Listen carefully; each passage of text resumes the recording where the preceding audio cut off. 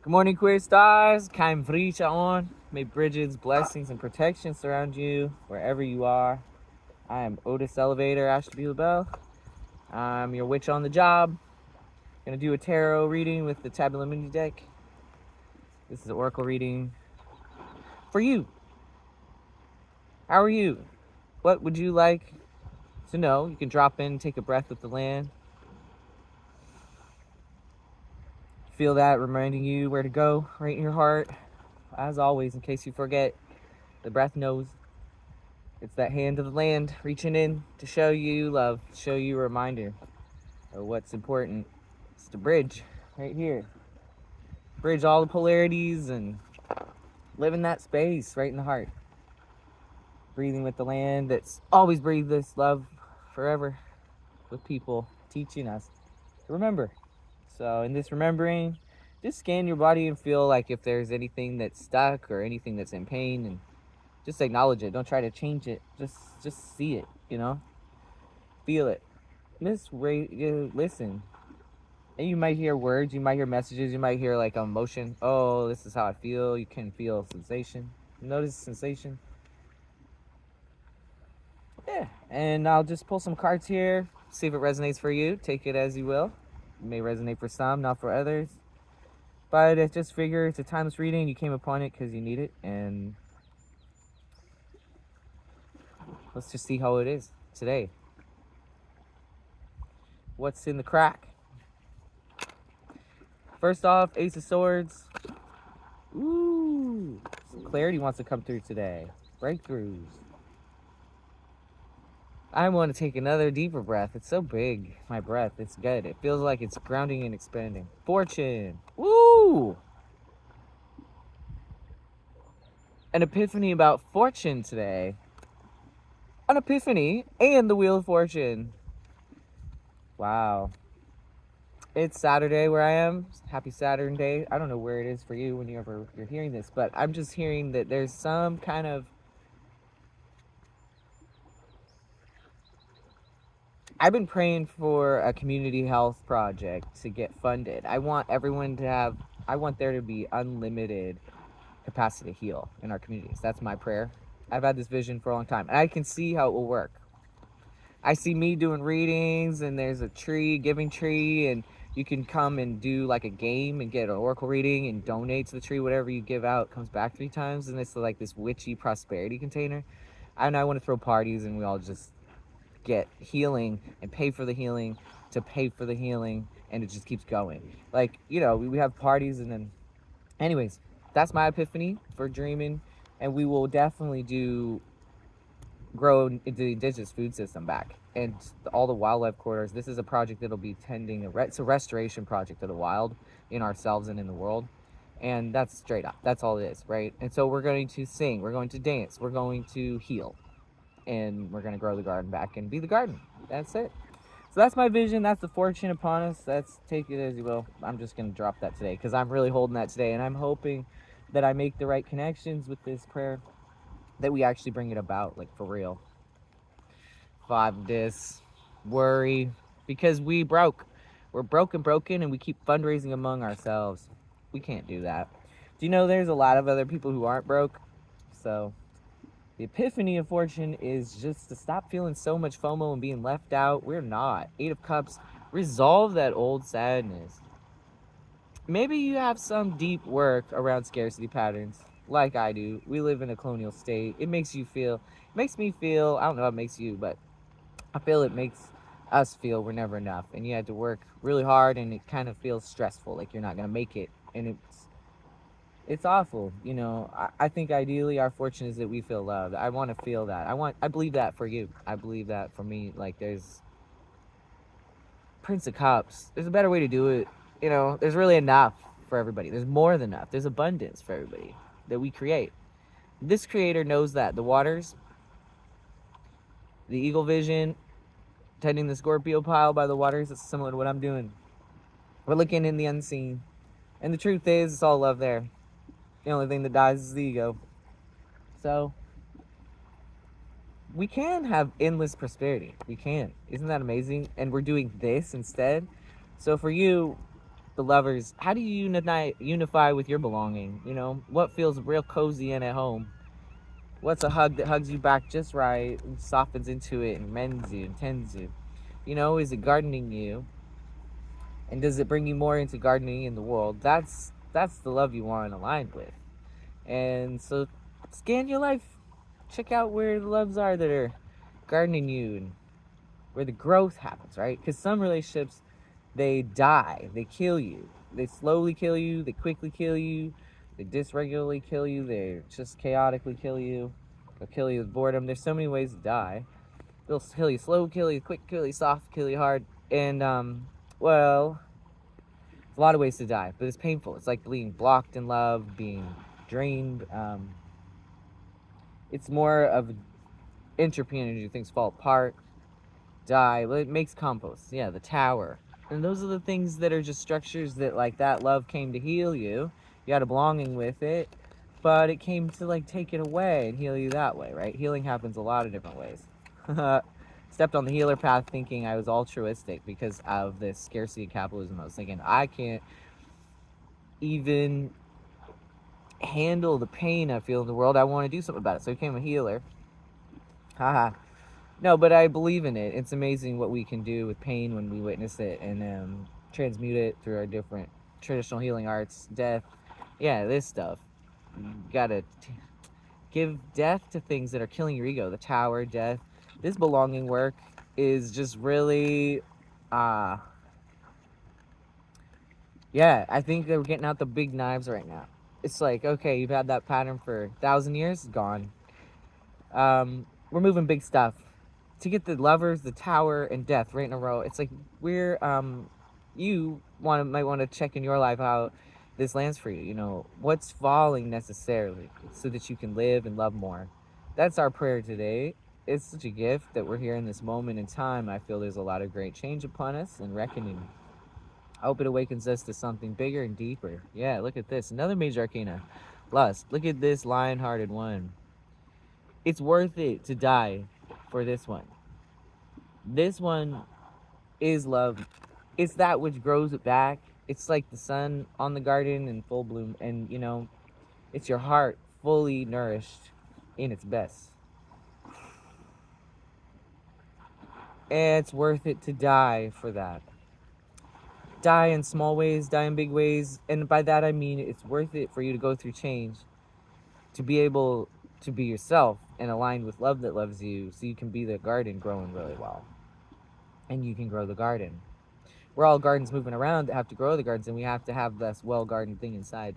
The right sun for that is like the right project that brings you joy, the right relationships and ways to hold their power that bring you joy, that hold the joy, that actually become a garden. You know, it has to be set up right to hold it. But I find that, you know, you can go through for the love and change to find the kinds of belonging that help you really hold the death and change so you can stay in this. And the whole thing about love and life is it's constantly giving death to our ego, giving us towers.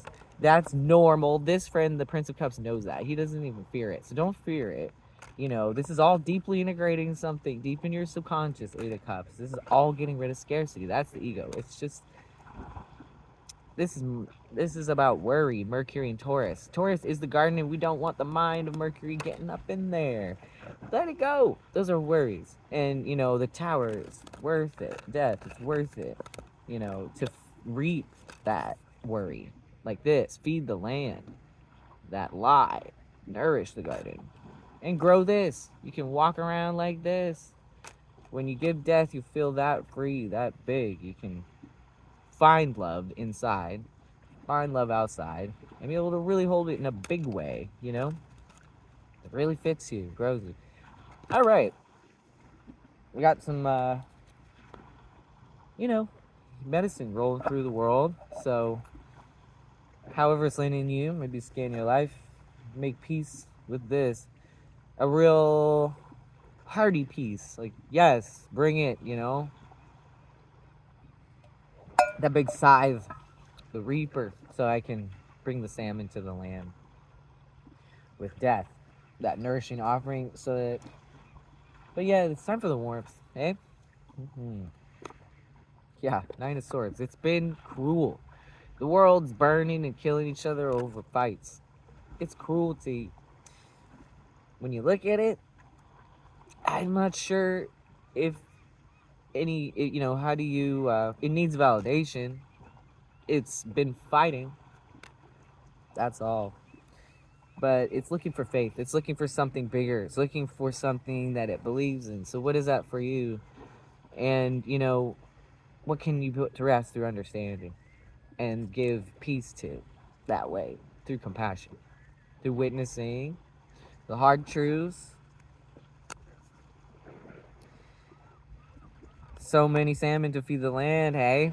It's a big side today. Nine of Swords is no joke. It's like, oh, we've been there and it was that bad.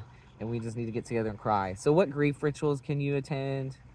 Um, it's connective, to go through that witness and just really be like, it was that bad, it is that bad, and feel that pain, let it go. Yeah. It makes space for this. It's all good art.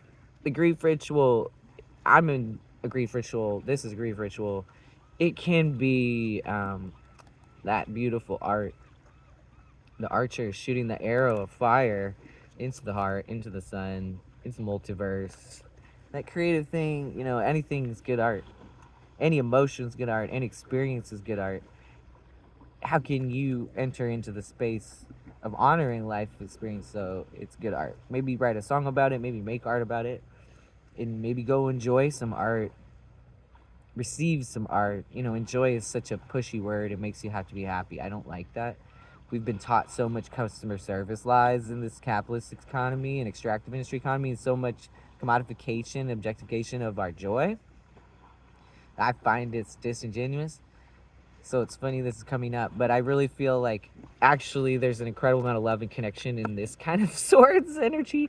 I have connected with people about as a queer activist because a lot of people, I find it highly connected to grieve together. And so I like to talk about real stuff. Sometimes hard stuff makes you feel so relieved, so in love, so return to patience, so return to compassion and just calmness because yeah, I find a lot of sometimes just talking about what's real and what's hard can be good. So, notice where you're giving your energy permission to be authentic, and everything can be good art, just like sad songs, hard movies, dramas. It's not like we just need happy movies and rom coms. That's not the point. When I say we're resolving old stuck feelings or letting go of the old pains so we can make space for art, for love, and this lust and garden, well, yes, warmth ideally is the predominant thing, and our beauty. And ideally, we look good, we feel good, and we're doing art that's fun with the lovely people. That's definitely the goal. Out in the world, not isolating, bridging, but we also have permission to feel the difficult stuff that we will, to be in that healing process. So it's all good art. Don't rush over don't rush too fast to the quick emotions. Like go through the difficult ones and know that you're not alone and join that party. Make art there. Find the art that's there already. Be in that lover party. If you're sad, let the sadness lead you to your joy, to your medicine, to what might feel good for that. Maybe it's this food, this friend, this song. Dance it out. Make something. Our sadness leads us to so much art, you know? It's just good art. That's all life is. So give it permission to be itself. Kids are so authentic. You hang out with them, they're most of the time really grumpy and difficult. And I love that because it's authentic, it's more connective. I really value that. So, Five of Swords, it's a difficult energy, conflict energy. Kids are always fighting too. They're so grumpy. I love kids. They're like, hey, I'm not gonna perform for you. What are you doing? Like they're just really blunt. They're very direct. They're not assimilated yet, right? I like the honesty. This is about Aquarius Venus. It's conflict. It's about this kind of shape where you have 5 different points of view and they have to meet in the middle. It's called consensus. That's the circle around this medicine. Of course, grows the garden. You have to come to agreement as a collective. There's so many reasons for that. So much of that. And that process is valuable. And really the processes of finding the way there where every point of view can be held and a center and the circle. It's an art. Consensus is an art. It's deep. That's deep. That's like a consent process. We got 5 opinions. We got the full one, the not full one, the maybe, half maybe, and half nope. Like, those are the 4. Half full, half empty, full, and empty. Those are just the 4 polarities of, like, states of matter, whether it's light or material, anything, motion, possibility. People sit with different points of view about something that's trying to be met in the middle and circled around. This is why I call him Bridget. This is Bridget's medicine wheel. It's also a lot of other sacred cultures' medicine wheels, but I'm ancestrally drawing upon a Celtic deity that is named Bridget, who, Bridget, it's all like similar to her name. She's just the big old goddess, and that's why, because this is the work of consent practice, and that practice is sacred itself. It's an art. So what for you are you negotiating with your yes, no's, and maybes, and the different polarities of opinion, in and outside? Maybe trying to come to a consensus. Well, it causes conflict. We're talking about conflict. And maybe there's permission for everyone to be themselves and have fun doing this process, for one. Access that inner child that's just like grumpy and honest and also really excited to be there with their friends and figure this out. Curious, open mind, beginner's mind. That place is going to do a lot. Don't come in mean, because we're not kids. We're actually grown up. And one of the bad things about that is assimilation. We can become fake and actually do this wrong, cause problems. But we can actually do it right. From one of the best things about growing up, the virtues, is that you don't have to be that squabbly kid anymore. You can take your difficulty and authenticity and serve that process and just enjoy everybody's uniqueness. Enjoy the difference and arriving and processing together. I don't know. What's step 1? When the doves fly, right? Why do you just leave me standing alone in a world that's so cold? Why am I much too demanding? Maybe I'm just like my father, too bold. Maybe I'm just like my mother. She never satisfied. Why do we scream at each other? This is what it sounds like when the doves fly. Sounds like art. So whatever you're going through, just write a song about it.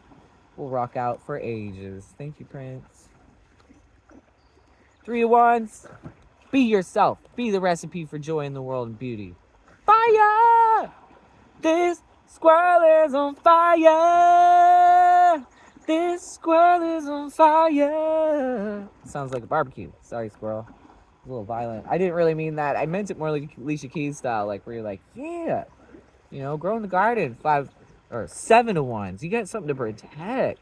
Looks like the tower. It looks like it's protecting something really important. Tower falling, the dragon and the tiger are fighting in the tower, and there's some big battle of virtue, valor. What are you fighting for?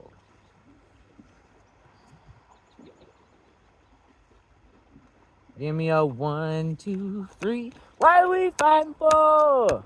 Isn't that the pearly gates? I don't remember. That's like an anti-war song. Woohoo! I don't know how that goes, sorry. But yeah, what are you fighting for? What kind of valor is rising up in you? Are you like, I must figure out how to bake the perfect croissant? All the people, they rise in the morning, they must have this exquisite recipe from the ancestors. I must perfect it. What is your valor? What are you obsessed with? Is your valor, what is it? What do you got the fight on for? It's real the heart of it, that warmth that we want. Because spirit, when we're trying to be in consensus and difference with our minds and be in swords and fighting, what makes a good art is when we have the warmth of our spirit fire. What are we fighting for, really? Come back to the heart and fire. The meaning of valor. What gives us pride? We have pride parades in my community because we ate pride so much we became it. That's called shame walks. We do a lot of shame walks. We do shame spirals. We're entire graveyard ritual pain. I feel as queer bodies. That's my interpretation. You can reject it. Feel free to. But I think we're all queer too. I'm not trying to be elitist. So, and if you don't believe in that, feel rejected too. That's just my belief. And I don't mean that in a way you might think. Like we're not all just adverse to the fact that in avoiding like really that we want to be like some ways that people think are queer. I just think we're gender diverse and that has a queer mix with other people and that everybody's doing that. That's how I see it. That's my joy. Take it or leave it. But I see that what are we fighting for is that. I fight for that a lot. I fight for our diversity of our spirits and for it to be seen and known fully and shown because it's been colonized. It's very painful for us. Very painful for me. I think pain causes pain for everybody. I see it. I see it. The fool. What else could we do? That's all this. So this question of wonder, just what else is out there? What else could we do? What infinite potentials in the sacred zero of everything and nothing? This first card that steps into the unknown before the one. You know what? Do you know we have this wonder that can take any impossibility and just go, I wonder how, or I wonder what else we could do. And it just steps into the unknown and it's like, boom, you can be at the end of your line and be like, this consensus process is going nowhere. You know, we don't even know what we're fighting for. Everybody's just in their mind. You can drop into your heart and be like, what are we fighting for? Come around the spirit, gather around the fire again. You gathered around it. How about put the fire in the middle, just like your heart, and just like, wow, whoa. It's in wonder there in that middle. I wonder, you know, rather than like, this is impossible. It'll never, because this and that. And it's like, well, I wonder what is possible. And then all of a sudden the energy just goes, it's a spiral in the Milky Way. It goes into a black hole and then shoots out rainbows out the side. It transmutes. So that looks like he's going to the spiral. What I could do besides the lies. What I could do besides the limiting beliefs. This is all the oppositions and squares in astrology, which we're looking at in Crossroads, are challenges and limitations. So this person goes through the middle. What else in my wonder? I wonder what else I could do besides all those challenges and limitations. Those challenges and limitations reminding me of art and what I'm fighting for, and I'm going in with the wonder now into a land that's new. Through that challenge of limitation and opposition and challenge, it's like, ooh, wonder where this can take us. Besides, you know, we're gonna have to find that answer that's in that impossible, then you're gonna enter into a new world through that wonder that the limitation created. Hey, fool knows it's a gift in the end to be so stuck that you have to go full on and just wow into a zero new perspective. There's a new way to do it. I love the fool of everything and nothing. It reminds you that every time you get up, it's like, well, you could wear that or you could go dance it. What are you going to do? It's really your day. You can reinvent it till you die. Isn't that freeing? I think the fool energy is very freeing. I love it showing up. It's very hopeful. It makes sense. Yeah, so what's so foolish today? You always put it off even. Because it's a major arcana fool. It wants a big new beginning. I wonder what beginner's mind we could just live in so we can end like these annoying arguments and these misplaced directly, you know, so we can end bad art. Just kidding. I think art's awesome. I like bad art even too. It's funny. You know, isn't that a funny thing to say? Like I do. I just like it. I just like things when they're good or bad. I think that's part of the art. And even my reaction would be like, that's bad art. That's like part of the art. And I can appreciate it. So it's like, even when there's conflict, dissonance, disagreement, like, this is bad art. I would, maybe it's so bad I would not. I'd still feel like this is not good, right? I'd be like, this is annoying. I mean, yeah, but that's part of the art. Do you see what I'm saying? You can't quite, once you get into this certain logic where you accept good art and that it even holds bad things, like something that you just don't like, but it's art, so you're like, okay, like there's a place for bad art because it's that person getting that out, and like I still like it for that reason, even if like I don't like it. Anyways, Knight of Wands. There's way other things we can do with this fire. What kind of ways we could fight when we connect with spirit and realize the lightning hitting the land is actually fertilizing the mycelium. Every time the lightning hits and booms, it propagates the mycelium overnight. And so this lightning, my ancestors revered, brought the life to the land, propagated the garden. It's an awakening energy, destructive too, of course. And you do have to see, like, there's lightning hitting this tower. So when we see that lightning creates mycelium, we see that the destruction builds resilient containers for the creation to hold the destruction and actually transmute it. That's what we see. And we can learn from what we see in nature. There's so much to see in that, so take it as you will. But build the mycelium in your life and let the lightning hit. This is building resiliency. There's plants I know for the adrenals that are catching our fire, our reactions of our electric nervous responses from our senses of true and untrue, right and wrong, conflict. You might want to build some resiliency with some herbs, so you could go with things like eleuthero. It's a really neutral. Siberian ginseng is its name other than its Latin name, and it's very calming. It's not as hot as other reishi or ginseng, and it's a tonic for your energy, but it regulates and balances and calms, and it's adaptogenic, which means it helps you balance just like the mushrooms do with any lightning that hits you. In your reactions, it'll help you be resilient. Another really famous pair is skullcap and milky oats. Not if you're celiac, I guess. Milky oats, you gotta be careful. But it's a really great, those are a really great pair for being tropo-restorative, which is just a nervous system thing where it's building resiliency and healing and strengthening your nervous system. So it's mending it and strengthening it at the same time, and it's helping. They're adaptogenic. So things like adaptogens, rhodiola, there's some really good ones. They also usually give you energy and help you. Ashwagandha is another great one for people recovering from stress, PTSD, addiction. It's really great for rebuilding resiliency in your nervous system.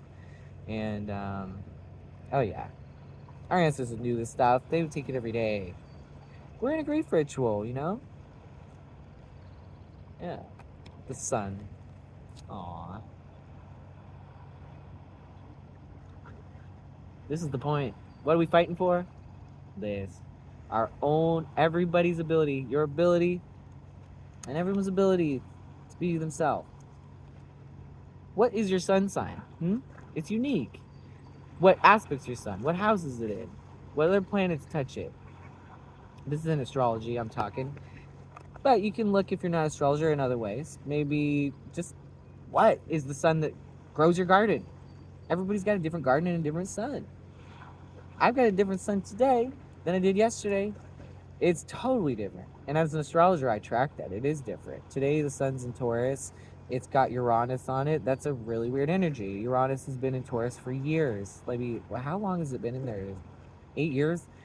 Dude, Taurus has been having those earthquake experiences, changing. Really groundbreaking. That phrase, yeah, we've been breaking ground. We've been changing. Taurus likes comfort. Taurus is the garden. We've been changing, and the sun is holding that right now. We had Pluto go retrograde a couple days ago, which is what Taurus holds, because it holds Scorpio. Taurus holds that Scorpio energy. It holds death. It holds the darkness. It holds the hardest stuff with life. It is life itself, the garden right now. We're in Beltane energy holding that gate. And so I know the sun right now is really different than other points on the wheel. If anybody's born right now, they're going to be carrying that through the entire wheel of life and around every annual zodiac wheel. But it's like, you know, it's a snapshot of that piece of the pie that you carry as a gift to the garden. Just like, are you a tomato in the garden or a leek or what? Are you a rutabaga or a Brussels sprout or lettuce? They're all different families, and the plant world shows us, because they co-evolve with us, plants, that your families are significant. And the plants are all based on their flowers. You go and look in the temple of their flowers where all the bees and everything go. And that's the difference between families. It's like this family or this family. And you can tell from the flowers. You know, the leaves in are like kind of similar, but that you tell from the flowers. And anyways, certain flowers like certain amounts of light and sun. Certain flowers have affinity for certain kinds of suns. What I've learned from flowers and plants is that we're all different. We all have different elemental affinities and alchemies in us, and mixes and natures, and they do too. And they mirror that and teach us about that, reflect that. You can learn from plants a bit about who you are, what kind of sun you have. You can learn from astrology too. These things have helped me because I realize we're not all the same, and that's good. When we're doing conflict work and bridging the Five of Swords, where we're all different, you know, 5 different points, and how are we all gonna make a circle? Like, when we're in that consensus across difference, we realize that it's not about being the same. That it's actually equal is about reveling in our diversity, strengthening it, being it more, offering our diverse gifts in more diversity. Our diversity is our abundance. We know that. I know, like, so what kind of sun are you? How does it shine? What diverse, unique ways does it shine? I think the sun it feeds on specialness. What makes you light up? I'm going to tell you. It's somebody talking directly to you and saying, you are so beautiful. You are so worthy of love. You are so special. And if it's real, not if it's fake, that'll feel the opposite. Your heart will close up and you'll be like, they're going to scam me, right? For sure, because that's happened to a lot of us. And we've been taught to get paid by being in a fake smile economy service. It's like a little icing on a rotten cake. You had this week to go over here. And it's like, now I love service when it's real though. I love doing service jobs, actually. I'm a service butch, so I love doing food, and I'm a body worker. That's service industry. I do acupuncture healing and this stuff. If I'm in the service industry, I love the service industry. I'm a service butch, so this isn't bad. It has to be genuine. That's all. It's about the heart. It's about the feelings in the fire, the spirit, the nature of the spirit of the fire. So I could say to somebody, it could be very real. You could connect to the fire, feed the fire. Everyone's uniqueness is that, though, specialness. It's very important that you find your connections inside yourself, in the world, that bring this specialness, fire, here. Awake and really connect to your specialness. Everyone has this beautiful, unique sun. It's different every day. Study yours, revel in it. Everything's serving the heart in that sun. Everything's lighting it up. Or that sun that lights it up is affecting everything. So everything really does come back to it. It's important, you know, what kind of garden you might have and what that sun is. It shows what kind of garden you have. So anyways, I think I'm gonna leave it there because that's a lot of messages I've talked about a lot. And I appreciate you joining me. And if you want to check out my classes, you can find my website and learn about what I teach and have a healing or a reading, book a session. And you can leave comments. You can be on this channel and like and subscribe. All the waters are moving here.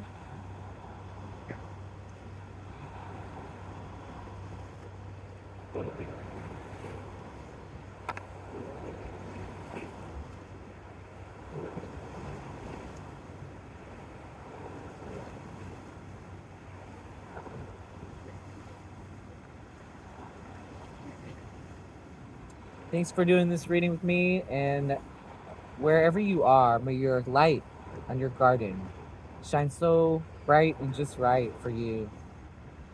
Bless that. Bless the bees. Bless all that's free. Bless it all. It's always that, and it's our remembering. It's an honor to remember. Take care, career stars. Over and out. Tally ho.